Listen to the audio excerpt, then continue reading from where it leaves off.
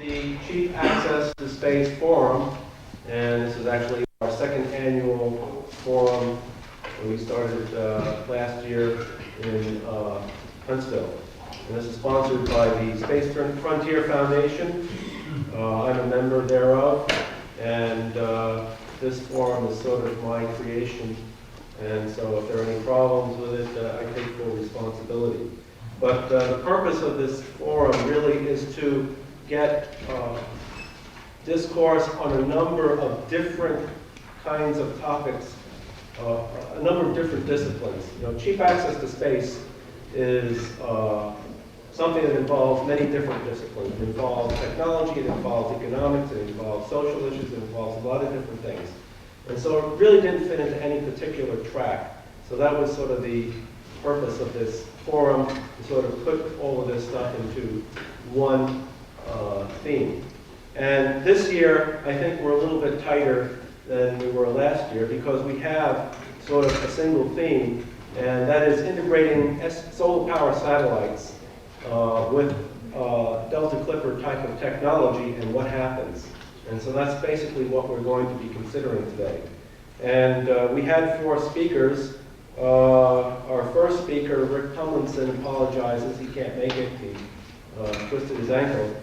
But we do have our other 3 speakers, and they are Bill Gaudetz, who is the project manager for Delta Clipper and single stage to orbit programs at McDonnell Douglas. Dr. Seth Carter, who is doing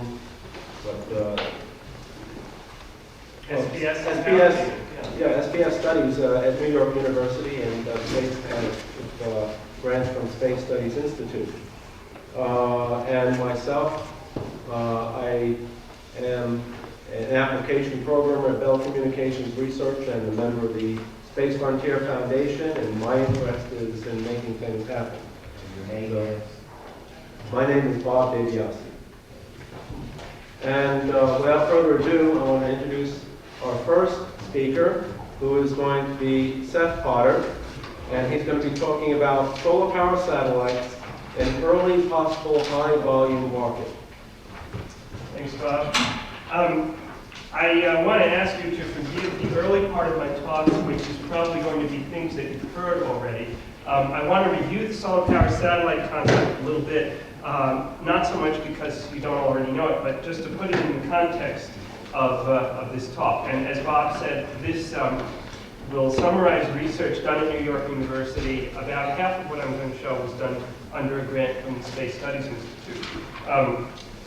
Most of you are familiar with the solar power satellite concept, developed by Peter Glaser back in the late 1960s, which in his original version, if you can see it against the beige paisley background, not meant to be the color of the satellite, he had a 6-kilometer wide solar collector and a 3-kilometer wide receiving antenna, and I believe it was somewhere on the order of about 20 gigawatts of power. This eventually led to this large design you see here in the middle of the screen, which is taken from the cover of the Paris Solar Power Satellite Conference, which, despite the fact that it was given in 1991, shows a solar power satellite design that came from the US Department of Energy and NASA back in the 70s, which consisted of a large flat panel, seen here in perspective, 5 by 10 kilometers across, a 1 kilometer wide gimbal antenna, collecting 5 gigawatts of usable power, or supplying 5 gigawatts of usable power, in geostationary orbit and weighing 50,000 tons. Now, the lower estimates of the energy costs of this system more or less overlaps with the upper limit of conventional energy costs done back in the 70s when people were more optimistic about what launch systems would cost. The idea basically was studied intensively during the oil shocks of the 1970s, and interest kind of waned as the price of oil came down. And what happened also was that the inexpensive launch systems didn't quite materialize, perhaps partly because of a lack of incentive. Now, interest in solar power satellite has recently resurfaced due to something that you've all been hearing a lot about, global warming and the effect of the continued use of fossil fuels. This graph, I guess I should push it up a little higher, shows approximately 0.5 or 0.6 degrees Celsius rise in the mean global temperature over approximately the past 130 years. And we don't know yet if this is a natural fluctuation or due to anthropogenic, that is, man-made fossil fuel carbon dioxide emissions and greenhouse warming. But it's believed that we will know the answer to that within the next few years. So I think it's generally agreed by many people, certainly I have a feeling by most of the people in this room anyway, that fossil fuels cannot be relied on forever. I should also put this in context and explain why we want to build a solar power satellite and why, if it's such a good idea, we haven't already done it. This is a graph done by my boss, Professor Martin Hoffman at NYU, and it's rather detailed and doesn't show up too good against the screen. But as you can see, on the vertical axis is plotted per capita gross national product in US dollars per person per year. And on the horizontal axis, per capita mean power consumption in kilowatts per person. I guess you wouldn't really say per year. And you can see that many countries in the world have plotted, or actually all of them, and up here we have North America and Western Europe. Down here, India and Bangladesh. But the surprising thing is that almost all the countries in the world lie near the same curve, even though, as you can see, the developed world uses energy at about 100 times the rate as the developing world and makes about 100 times as much money. And you'll notice it takes about 2 or 3 cycles of log paper to fit all the countries in so that you can see what the disparity in the world's wealth is. It's also been pointed out that the reason conservation cannot be the ultimate key to our energy problem is that you can see that most of these countries lie within a span of about, let's say, this much range of the position of the line, that is the intercept, which corresponds to a factor somewhere between 2 and 4. So to ask the people of Bangladesh to be, instead of 100 times poorer than the people of the United States, to be 25 times poorer doesn't strike me as being a lasting solution. But 2 things come out of this curve. Number one, well, in no particular order actually, is that the $2,000 per kilowatt year slope comes out to 23 cents per kilowatt hour. Now that can be seen in 2 ways. If your industrial processes, or your society as a whole, let's say, burns 23 kilowatt or 1 kilowatt hour worth of coal, or in some way uses the kilowatt hour of energy, what will happen is it will produce on the average 23 cents worth of wealth. And this is true throughout the world in many different economies. The difference in the various countries being that in North America we use many, many more kilowatts and we produce many, many more dollars and cents. Conversely, if a source of energy costs more than 23 cents a kilowatt hour to tap into, then you may as well not do it, because in effect what you're doing, it's the old problem of, I believe, the ethanol program in the United States had come under criticism from at least one French engineer whose name escapes me, who pointed out that it takes more gasoline to produce the fertilizer and run the machinery to grow the plant to produce the ethanol than you save in gasoline at the other end. This curve, in a way, shows that sort of relationship.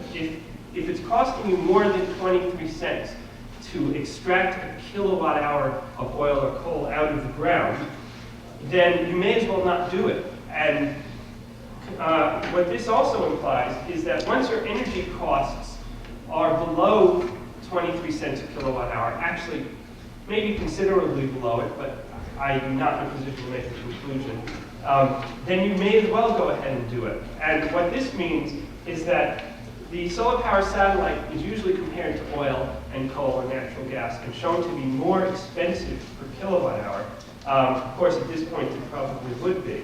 But as long as you can produce energy for less than 23 cents per kilowatt hour, then a solar power satellite, at least at the demonstration project level, will produce wealth.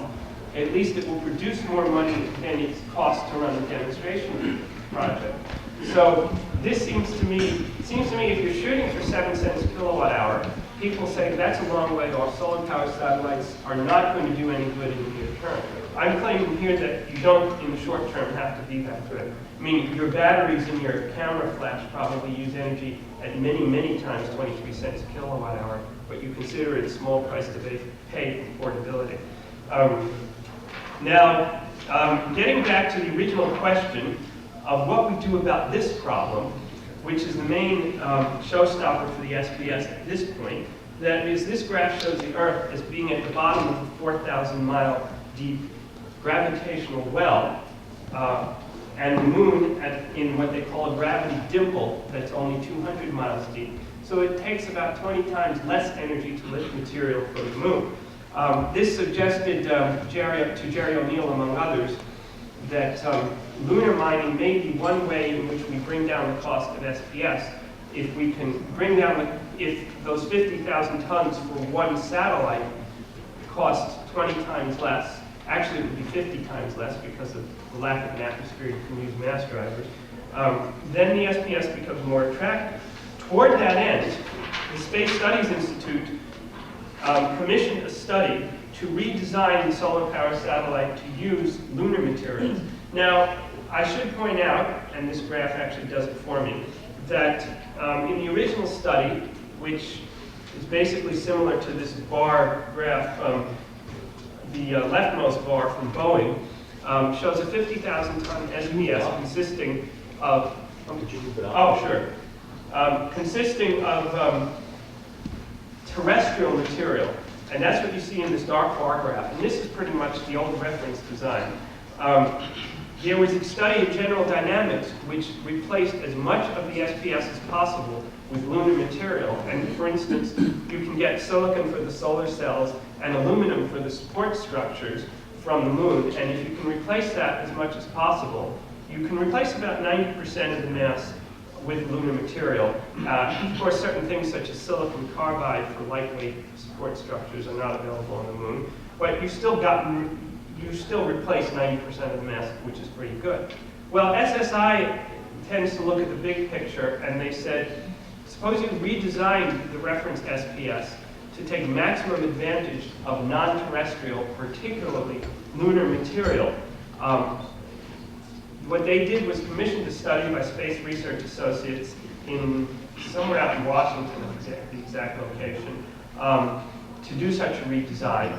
And minimizing the terrestrial mass was the main criterion, and minimizing total mass was a secondary criterion. Therefore, when the result was that the thing went from being 58,000 tons, from 50,000 tons to 58,000 tons, this was considered a small price to pay for what, as you can see, is a 99% reduction in the amount of terrestrial material. The light gray area represents the amount of terrestrial material. So you can see how this may be one way of lowering launch costs once the lunar infrastructure was in place. The problem was, going back to my earlier comments about global warming, whether this will be in place in time to start replacing our fossil fuels with solar power on a massive scale. This prompted researchers at NASA Lewis Research Center to look into the idea of some of the newly emerging thin film technology. And these are two drawings out of a paper from NASA Lewis by Jeffrey Landis and Ronald Cull. And let me just straighten this out. It's hard to fit this on the projector. I wish we didn't have that seam in the middle of the wall. Well, there's no up and down in space, so I'll tilt it a little. Basically, they proposed depositing amorphous silicon, cadmium sulfide, copper indium diselenide, or some thin film photovoltaic on a flexible substrate such as Kapton polyimide, which is the same stuff they use to make rectennas, or on steel foil if you want to use lunar material. And they had two kind of back-of-the-envelope designs. The one on the left they call a bicycle wheel for obscure reasons. And what that does is you take a thin membrane, stretch it out over a rim, and support it with these guide wires, which can be negligible in mass compared to the array. And if you can coat the entire surface with both solar cells and solid-state microwave transmitters, you've done two things. First of all, you've lightened the weight tremendously over the old, huge trestle work with a gimbaled antenna and klystron tube type transmitter. The second thing we've done has to do with the physics of power beaming, which is the main constraint on the design of a solar power satellite. So what I'd like to do is go back to the old question of why does it have to be so big? Why 50,000 tons? Why not, for starters, build one 1/10 that size or 1/100th? Well, it turns out it's because of the physics of power beaming. If your beam is too intense, you're not going to want to go anywhere near it. If it's not intense enough, then the energy intensity at the Earth's surface is going to be so dilute that you're going to use up too much real estate receiving it. Furthermore, you need a certain amount of electric field intensity to activate the rectenna diodes. In other words, if it's below a certain intensity, you don't get any usable power anyway. So the reference design had an intensity, a peak intensity of 23 milliwatts per square centimeter. In the SSI design that I showed earlier, they upped it to 30, which is roughly the same ballpark.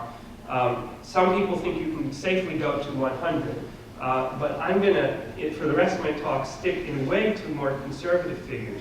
Now, the reason that figure is important is that due to the physics of power beaming, the beam will diffract. The antenna can be seen as a large aperture, the microwave beam as a large beam of light, which diffracts through an opening and spreads out, sort of like the same problem that limits the resolution of lenses. As long as the beam is going to spread out over 10 kilometers or so of countryside anyway, you must pump lots of power into it to make it economical. That's why the original design was 5 billion watts, 5 gigawatts. But if you can coat the entire surface of this solar collector with solid-state microwave transmitters, then the entire area of the solar array is also your transmitter array. Now that keeps the beam tight. If the beam is tight, you don't want to pump too much power into it, otherwise it will become too intense. Therefore, the system optimizes at a smaller level. So imagine it this way. Imagine your SPS slowly growing. What you're doing is sucking up more and more solar energy and funneling it into a tighter and tighter beam. Eventually, you're going to hit a point where you reach the 30 milliwatt per square centimeter limit, or whatever governments, treaties, environmentalists, or whatever says is the safe limit. At that point, that's the size of your solar power satellite. So when SSI asked me to redesign a solar power satellite, what they asked me to do was basically two things. Combine the best of both worlds. They said, come up with a new reference design based on this thin film technology, and these are the two kind of pre-reference designs that I looked at. And it should use the thin film technology, be light in weight, and use lunar materials. Of course, in the process of designing lunar materials, I found that it was necessary to first use terrestrial materials, and I more or less stuck to the design that NASA Lewis Research Center people had kind of suggested in their article. But I want to point out a few things about the system as they show it. First of all, this bicycle wheel design is very elegant and light in weight. Of course, it has one problem. It has what they call the cosine loss. That is, the array cannot simultaneously face both the sun and the Earth, and therefore its angle in space is a bit of a compromise. And so you will typically get about 30% loss in power than if it faced the sun and the Earth squarely at the same time. Now, Jeffrey Landis had suggested to me that you could have a co-orbiting mirror.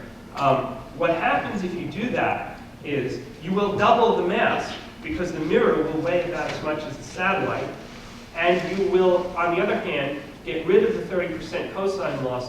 In balance, it's going to be about 40% heavier per unit power delivered. In the long run, this will probably be considered worthwhile because in addition, to not having the cosine loss, you have a constant supply of power. Just having this thing orbit like this and change its angle all the time is going to cause the power to fluctuate during the day. It partly defeats the purpose of building a solar power satellite. Now, this inflatable sphere design, there's one little misleading thing, and by the way, there may be no up and down in space, but there is on the wall, so I'm sorry that you couldn't read the caption. The idea is the entire cross-sectional area of the sphere faces, or an entire hemisphere always faces the sun and always faces the Earth. It does not have to track the sun, and it does not have to track the ground station. The disadvantage is, of course, you have to redistribute the power from the side that is collecting it to the side that's distributing it. That's probably not a big deal. By the way, here's one misleading thing about the label. It says one face of sphere covered with integrated solar cell transmitter elements. Really, both, the entire hemisphere is covered with both. That way, the thing can spin around, or it can orbit the Earth, and it doesn't have to track anything.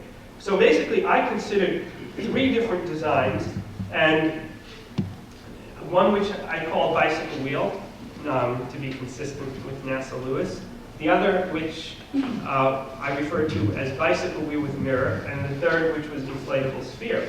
Now, I want to also show some of the work and materials from a paper by Landis and Perino, which it's a little cluttered, I admit, for this talk, but you can see up here that they're talking about substrates in the short run of 25 microns of kapton or steel, and in the long-term future, 7 microns of kapton or steel. This is for the substrate.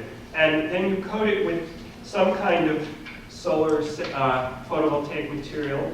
I suggested the use of amorphous silicon for the following reasons. First of all, it's plentiful on both the Earth and the Moon. Second of all, since we wanted a quick turnaround on the study, we wanted to choose materials that were as typical as possible. The state-of-the-art in amorphous silicon is right now about 9% efficient. The state-of-the-art in other materials is maybe 10 to 12% efficient. And Landis and Cull had estimated that in the near-term future, they expect amorphous silicon to be about 11.5% efficient. That's the level I used. Now, amorphous silicon is fairly resistant to radiation damage. In some sense, it's already damaged. However, it is subjected to light degradation, although in the past couple of weeks I read a paper, I believe from National Renewable Energy Laboratory, which suggested that if they mix it with germanium, they could solve that problem. So that was one criticism of this work, was the reliability of amorphous silicon when subjected to light degradation. That may not be a problem, although I'm not sure that germanium is available on the Moon. But I don't know that I'm not sure either how much you would need. Basically, I want to show a couple of graphs summarizing the system design. VW for bicycle wheel, VWM for bicycle wheel with mirror, and IS for inflatable sphere. Concentrate on the first 3 rows and ignore those lines on the wall. And you can see that the first thing I did was increase the frequency to from 2.45 gigahertz to 10. The reason I did that was I'm trying for a design that is not too far away from the capabilities of existing or proposed launch vehicles, and if you increase the frequency, you decrease the wavelength. If you decrease the wavelength, then in effect, you've made the transmitting aperture bigger, because it's the size as measured in wavelength that's important. However, you don't want to go beyond 10 because you get atmospheric and rain attenuation. Now, they say there are windows higher up, like around 35, but that's a window in clear air. In rain, you still have a problem. So I thought we should perhaps go to 10, but not much more than that. And for comparison, I did a run of 2.45, and you can see if you look in the column that says diameter, you can see you're about 2,000 meters for all of the designs involving 10 gigahertz, and about twice that, or 4 times the area for 2.45, which is 1/4 the frequency, or yes, 1/4 the frequency, or 4 times the wavelength. Now, the reason that the bicycle wheel with mirror and inflatable sphere are slightly smaller than the bicycle wheel is, again, that they don't have the cosine loss. But notice, by the way, you'll notice the power levels in the central column there are all in the order of 100 or so, or a few hundred megawatts. Now, here's the bottom line, or the next to bottom line. Notice these two columns, particularly we will concentrate on terrestrial materials, which is where mass is the biggest factor. You are now, these are the masses of the arrays, not including the support structure. You notice that they're in the tens to hundreds of tons, not in the tens of thousands of tons. This is for two different reasons. One is the lightness of the materials. So the number of kilograms needed to supply a kilowatt of power is much less, or conversely, the number of kilowatts per kilogram is much more. You'll notice in this third column here. By comparison, in the conventional design, this is 0.1. So you go from 0.1 to about 0.8 to 2. So you're talking about an 8 to 20-fold change. Of course, I didn't include the structural mass in this, but two things that I should point out two things. I want to, again, thank Dr. Gregory Matloff, an astronomer some of you may have heard of, for working on the structural design. And he has come up with a lightweight structure consisting more or less of those light spindly members that you saw, which are cables. Someone actually compared this to a piece of paper the size of Princeton, held up by a fishing line. You can see that it's 8 spoke-like wires on top and bottom, and he also had 4 thin struts embedded in the array. The length of the hub is exaggerated. It's actually only a few centimeters in his design. And it came out to, even allowing for some over-engineering, it came out to maybe about a 2 to 3% increase over the array mass, which I'll just put back up to show you. And now, the SSI board has been reviewing this, and by and large, they've been very pleased. The only major criticism being that one person still thought we under-engineered the structural design and thought it would be more like 10 tons. But 10 tons added to 50 is still 60 tons, which does not affect my arguments substantially. Now, I just want to show you, for a variety of reasons, a somewhat clearer version of these graphs, or in graph form rather than just lists of numbers. And I have converted it into pounds, and you will see that, I guess it's hard to read these bottom lines here. These two are the bicycle wheels, terrestrial and lunar. You can ignore these because they're lunar. We're not going to get into that so much today. This is the inflatable sphere. These two little nubs on the end are your traditional NASA designs with silicon and gallium aluminum arsenide as the photovoltaic material. Now, in kilowatts per pound, you can see that these are much better than the conventional designs. The best design seems to be the bicycle wheel, which is around 0.8 or 0.9 kilowatts per pound. The bicycle wheel with mirror is about, I believe, 0.67 kilowatts per pound. Let's say around 0.7. The inflatable sphere doesn't do quite as well.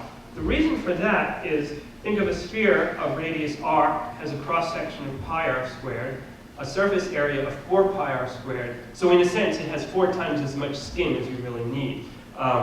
And when you factor in the loss of the cosine loss, I guess you'd call it a cosine gain, it's about 3 times heavier than it needs to be, or it actually looks like a factor of 2 there when all is said and done. But in any case, you're much better off than the conventional designs, which again are on the order of, I believe, 0.05 to 0.1 kilowatts per pound. So I would like to concentrate more or less on this bicycle wheel with mirror, which is the second best one on there as far as raw kilowattage, and probably the first best when you factor in kind of system requirements about it being somewhat lighter than the inflatable sphere and having a nice constant source of power. And I would once again like to remind you of why we're doing this by showing you a graph of future global energy needs based on some projections I was involved with back at New York University about 5 years ago, and a few of us came up with this graph. Basically what we did was we took a model from the Oak Ridge National Lab which predicts future energy needs based on market forces. This was kind of a rough first order projection. We used the default numbers that the model came with. And you can see the plot of energy demand from fossil fuels, not even total energy demand. We're just looking to replace the fossil fuels. Goes from 10 terawatts, or 10,000 billion watts, 10 trillion watts to around 50 or 55. Now, the allowable fossil fuel use was derived by saying, what do we need to avoid the global warming? And the way we went about that's a whole other talk in itself. The first 4 of you who see me afterwards can have copies of the paper. I had to travel light. Anyway, if you need to avoid the global warming, or you'd like to, you need to ramp down at about 1% a year. That's where the shortfall arises. I basically subtracted the bottom curve from the top curve and got the middle curve. And as you can see, in about 100 years, it makes no difference. Basically, you have to replace most of the fossil fuels. Now, the problem with that is well, first of all, you have to do it more or less right away. But the second problem is kind of a personal one. I always anticipate criticism of this rather pessimistic energy projection. And since I know we will have time for questions and answers, I nevertheless hope I remembered a few graphs I brought because I wanted to stave off such a question. Now, Bob Zubrin, I don't know if he's here today, wrote an article for Ad Astra in which he quoted some figures on energy. I don't remember where he got them, which is this top curve. These bottom 2 are mine. So you can see mine are rather optimistic in the sense that he was figuring a 2.6% increase in the use of energy over the next century, which is the present increase, which actually makes perfect sense because the population is growing. Most of that is in the developing world, and they're going to need a lot of energy. So what I did was I took my bar graph, took this central one here, which is 0.7 kilowatts per pound, or is going to be about, well, actually, in the units I originally used, it was kilograms per kilowatt, which coincidentally also comes out to around 0.7 when you invert and multiply by 2.2. And I figured out what we need to launch per year. And I want to show you, why didn't I think of that before? Basically, I took this curve, several millimeters of plastic back in my pile, and I took this shortfall curve, fitted a straight line, even though it's not a straight line. I just wanted a rough number, and said, what's the average increase over the next century? And it was 0.45 trillion watts increase in energy demand per year. And I said, suppose we supplied half of that with SPS. Well, at, let's see, 130 megawatts per SPS using the bicycle with mirror, that's 1,800 SPSs, or let's put it this way, at 0.68 kilograms per kilowatt, that's 160,000 metric tons.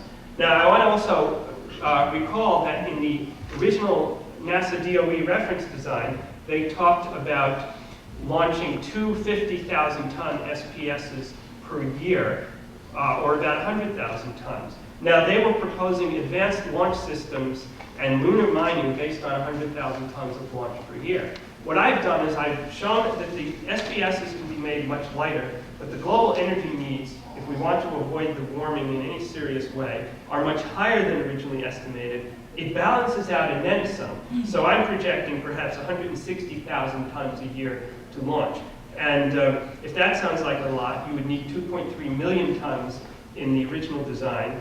And to put it in perspective, I point out the bottom portion of the graph, 1 new nuclear power plant every day and a half for the next 100 years.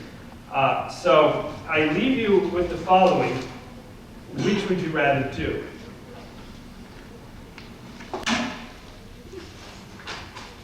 And I guess we're going to take questions. Right. Should I take questions? Yes. Oh yeah, I'll take questions now if anyone has any. satellites be in geostationary orbit, or? For the most part, yes. I should point out that, if I can find the view graph in this pile, that these will all be in geostationary orbit, hence the existence of an appropriate launch system being a major factor. The other thing I did was I said, suppose you wanted to have a demonstration project in low Earth orbit, much closer, therefore less beam spreading, therefore a smaller SPS. How light would it have to be? And I refer you to the lowest two rows, or actually this row right here. And we're talking about this 1.43 is tons, not thousands or hundreds. That doesn't include a structural array. Assuming rather pessimistically it's another 20% heavier than that, you're actually talking about a practical demonstration in the neighborhood of 2 tons. It's about 300, imagine 300 meters of thin film held taut by thin struts. Of course, the disadvantage to the low Earth orbit is that you're limited to equatorial orbits. Otherwise, you'll practically never see the same ground station twice. The other problem is, of course, you only have a few minutes per orbit in which to beam your power. So you either need some kind of storage, or you need to have a series of satellites and ground stations spaced in such a way around the equator as to maximize the total coverage time. But yeah, my design was for geostationary orbit, but you could adapt this to a low Earth orbit demonstration project. By the way, when I say low Earth orbit here, I meant 1,200 kilometers, which is a deliberate attempt to try to emulate the Japanese SPS 2000 project, which uses more conventional technology, and they plan to launch in a couple of, hopefully in the year 2000, on the Ariane 5 booster. The fact that their structure was a trestle-like prism-shaped array, 300 meters long and 300 meters wide. The fact that mine, I believe, is also roughly 300 meters. In fact, it's almost to the meter, exactly the same, is purely coincidence. I was sort of amazed when that number came out. Question in the back. Yes. Last summer I worked up an article on the problem of power satellites. We face basically not technological problems much. Of course, you've contributed tremendously to that. I just got that, I think, through the SSI mailing. But also, we face a political problem of convincing people that this is a desirable, doable thing. And the biggest problem we face is one I've called the demo barrier. And then any demonstration power satellite project that you propose, unless it's almost full scale, will look to the media and the politicians as though it were ridiculous, because you get such a tiny, tiny amount of power for the enormous expenditure of money. So I think your lightweight designs have gone a long way in helping address that problem, but much more work needs to be done at figuring out and thinking out the problems of how do you portray this as a desirable thing to the news media who are looking for an excuse to find a victim, in other words, that they can use for their sensationalistic tactics in the news media. Well, let me respond to you 2 points separately. The first one dealing with the size of the project. Peter Glaser frequently talks of the terrorist approach, by which you don't immediately launch this huge thing, you ramp up to it. Each step in the ramp is a sensible technical goal in its own right. For instance, microwave-powered aircraft. In fact, there's one developed by the Canadian Department of Communications called SHARP, Stationary High Altitude Relay Platform, which is a plane used as kind of a hovering radio relay station for, I guess, some of the remote villages up north, which basically just hovers around, carries no fuel. It has a microwave beam and an electric motor, unpiloted, of course. Now, what I tried to do with this is, or I think actually, it's not so much that I tried, but the technology lends itself to it, is when you look at the old reference design, even considering the terrorist approach, to go from not having anything like this to having a 5 gigawatt, 50,000 ton satellite is a huge leap.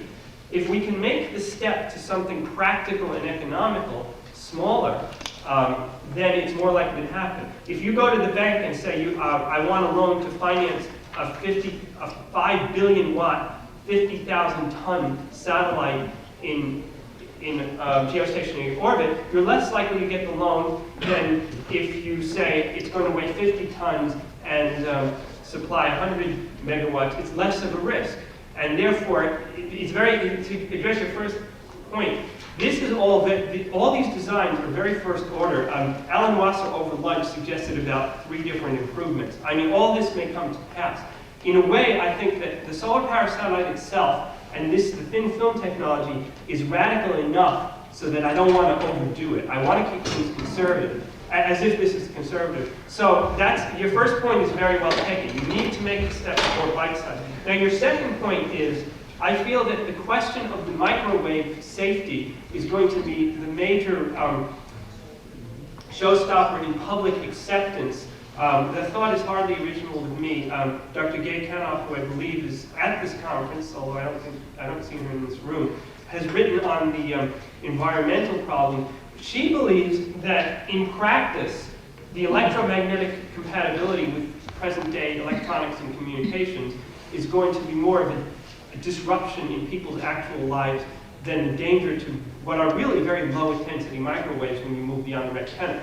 Nevertheless, at one of the Princeton conferences, she pointed out that there was a project in New Jersey where HBO wanted to build some kind of an uplink at something like 1/10,000th the power level of an SPS, and the people protested. So that, I think there is a perception problem. That's specifically it. And I think we need to do more research in the safety of microwaves, not to prove they're safe. They're probably no more safe or less safe than a billion other risks we live with, but just so people don't think we're all going to grow 2 heads. Bob, will we run into it?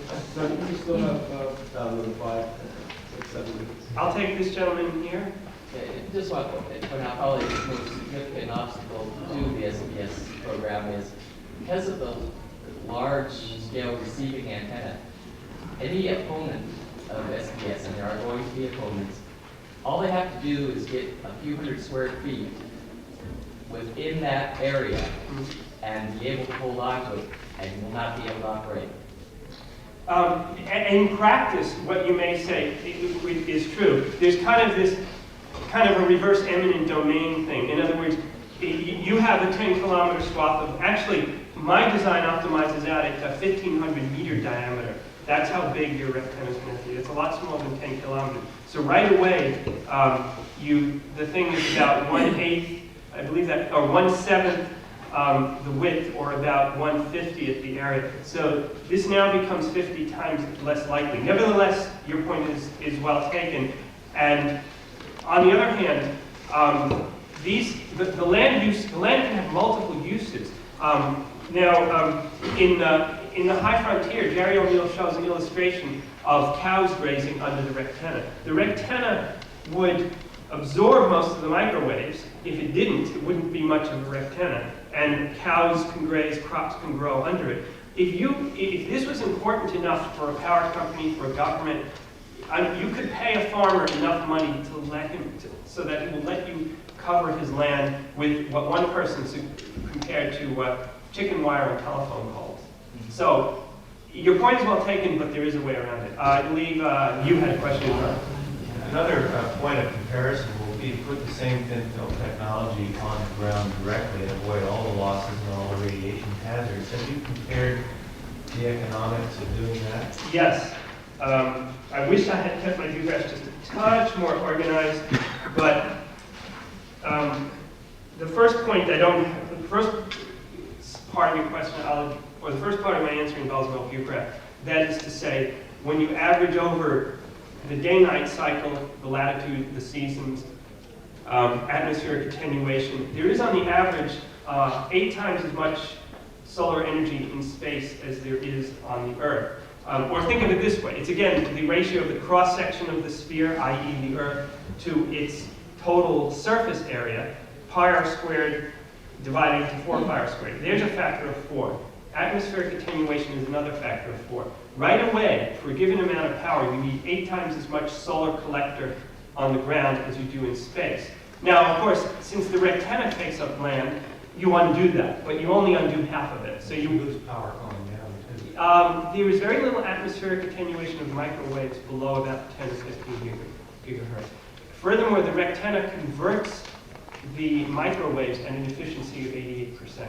So you're actually using half the land you would with conventional solar collectors. There's a conversion loss going from the photovoltaics to the microwave as well. Yes, there is a conversion. I believe I do have a view graph of efficiencies, and what I will, if I can find it, I'll ask you to squint a little and pretend that it's 1994. The reason being, I adapted them from a paper, from a variety of papers written over the last few years. I don't seem to have it with me. The cosine loss. But you have the cosine loss, which, by the way, the designs I showed and the power levels and the land use I just referred to accounted for all of these losses. They accounted for the cosine loss, the loss, I forgot the number, but I accounted for the loss in converting solar energy to microwaves, which, by the way, we do lose a little in that area because solid-state transmitters are not as efficient as klystrons and magnetrons. So your point, I mean, I understand your point, but the fact is that all those numbers took that into account. So the bottom line is, you may not need 1/8 as much solar cell, but maybe you only need 1/5 instead of an 1/8. So the bottom line of the cost of SPS power is the following. It's terrestrial power, but take the cost of the silicon cells, divide them by somewhere between 5 and 8, subtract out the cost of storage, which is enormous, and that in a way may be the biggest cost pacer. Professor Hoffert likes to say that even if the solar cells became as cheap as toilet paper, you would still have a cost pacer, and that would be storage. Take out the cost of storage, take out something like 7/8 the cost of the solar cells, take out half of the cost of the land, add in the cost of the rectenna, and rectennas don't cost that much compared to much of this hardware. And here's the big thing, add in the cost of launch. That's one variable I didn't get into, although we have 2 other people here today who will. But we don't know where it's going to balance out, but it's more optimistic than you might think at first. Even when you add up all the inefficiencies. And again, I did account for that. Do we have time for any more? I think, I don't know, there isn't too many people coming in and out. Okay, I'll take a question from Would you describe the transmitting elements? How sophisticated are they? Can they be manufactured from aluminum material? The answer to your question is A, I don't know, and B, yes. Now, the reason I say that is really very little work has, I don't really know that much about solid microwave transmitters yet, other than nobody has done any substantial work on integrating them onto the same substrate as a solar cell. This, in fact, was the subject to a proposal I submitted about 2 weeks ago to SSI, which is, if today's the 27th, they are probably having a teleconference over it right now. I wish we could tap the phone. But one of the things that they are interested in future research is some of the practical development of this. And I suggested that the fabrication of these devices on the same substrate is the way to go. Perhaps something preliminary, such as doing it on a silicon wafer rather than a flexible substrate. Now, the other question is lunar material. If the transistors are of silicon, it's definitely available on the moon. I'm not sure that you would need something more exotic, such as gallium arsenide. If you did, it's A, not available on the moon, and B, very expensive here on Earth, although that may be more of a supply and demand thing. And so I would think that it probably would be, but I'm not sure. Any more questions? I've got a really good comment. Is the gentleman here talking about land use. Look at hydroelectric schemes. When necessary, people get moved out of the way. Eminent domain. Yeah. Moved out of the way. Yeah. The other point I want to make is another comment. Is solar power satellites have got to integrate into the power network. Mm-hmm. And you're dealing with utilities, and the hydroelectricity it will be a kicker as to where you go. From baseload power, they can get from other sources. Yeah. One of the things that solar power satellites perform does is being able to switch beams around, to be able to provide switching power, transmission power, and so on to different farms to load shift. And if you can get satellites to do that, even in a fairly slow manner, that puts their value up to utilities a great deal. In fact, I haven't thought about whether that's less of a problem or more of a problem because of this technology. On the one hand, the whole location scenario is in a way easier because there's a lot more places you can stick a 1,500 meter antenna than a 10 kilometer antenna. By the way, I do believe that a 100 megawatt plant is easier to integrate than a 5 gigawatt plant. So that's the answer to part of your question. Now, the beam here would probably be a phased array steered electronically. Of course, there are certain system constraints. You don't want it to come in at a grazing angle. The other thing is, the solar power satellite, in a way, works best, at least in terms of the work that's been done and the way I approach it, when it's local. That is to say, the problem, people have suggested, why not have solar collectors on opposite, for North America, put one in Arizona and one in the Australian outback. And when it's day in one, it's night in the other, and you don't have the storage. But you do have transmission. And so something like superconducting transmission lines and even reflective satellites in Earth orbit to beam power from one part of the Earth to another are in a way competing technologies. So we really, the bottom line is we have to see what emerges from all these different transmission scenarios. It's too early to tell. Anyone else? Sir. What about alternative power generation systems for orbit? We're using solar cells here, but have you ever looked at solar banana systems? I haven't personally. It was suggested by one person who probably doesn't want me to mention his name, but he's a person whose opinion I value, that this should be re-looked at. See, the reason that they didn't, I actually had a view graph for that. Unfortunately, it's in my pile of view graphs to show only if somebody asks a question that's applicable. And as a result, I didn't take the trouble to put it in a nice convenient location, but this looks like it. One of these looks like it. Is there a right and left in space?